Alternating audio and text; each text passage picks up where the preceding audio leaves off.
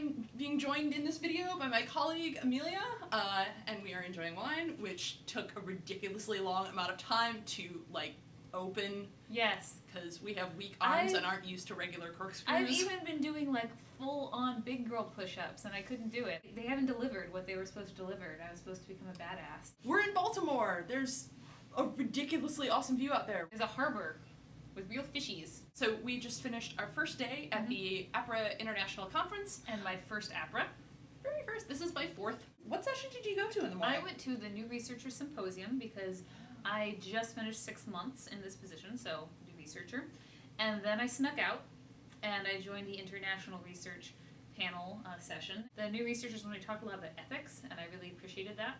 It's been interesting because in the past, despite being called APRA International, the APRA conference is often like really predominantly American. In fact, there have been some years where I don't think I've seen any, like the most exotic foreigners we've had are Canadians. In my immediate vicinity alone at the International Research Panel, there were 2 people in my row from England, one person sitting in front of me from India, someone else in my row was from France, and then I think there were 2 Canadians behind me, and yeah, there may have been someone else from India. It's really international. And it added like this whole other sort of depth to discussions about international research. Like, I feel like in a lot of cases the way it ends up being phrased is, you know, Americans researching other people. Yeah, like the mysterious foreigner. One of the attendees from Canada said, yeah, there's this, you know, website that provides the filings on Canadian foundations. And we were like, really? It was like candy. I found the session was good in talking about both macro strategies and micro strategies. I really like that they opened with there is no such thing as international research. Yes. It's research in a specific region. It's research in a specific country because there's almost nothing that you can generalize. Right. People oftentimes want there to be some sort of big international database, and there just isn't. Which, honestly, is one of the things I like about international research. I like the adventure of it. One of the things that I think today demonstrated was how important, in a sense, networking is at these kinds of conferences. You know, us puzzling about, you know, UK research and, you know, like, you know, research in Asia and things like that.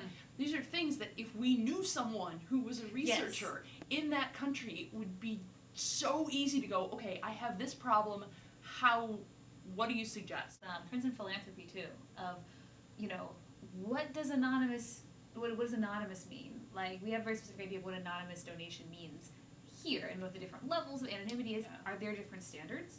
I'm assuming I know what that means. I could be wrong. You know, we don't have the automatic, like, you know, smell test instincts. Right. Hopefully, participation by international, you know, fundraising shops in APRA conferences will increase. The sessions are a good resource, and, you know, the materials are a good resource, but really I feel like one of the biggest assets of these conferences is the ability to just talk to people and like ask questions and get them answered and answer other people's questions and, you know, see other perspectives. In the session today, the panelists talked about how one of the things that you have to keep in mind when doing international research is sort of figuring out what kinds of assumptions you hold and kind of how you have to challenge those in order to do international research because you're limiting yourself.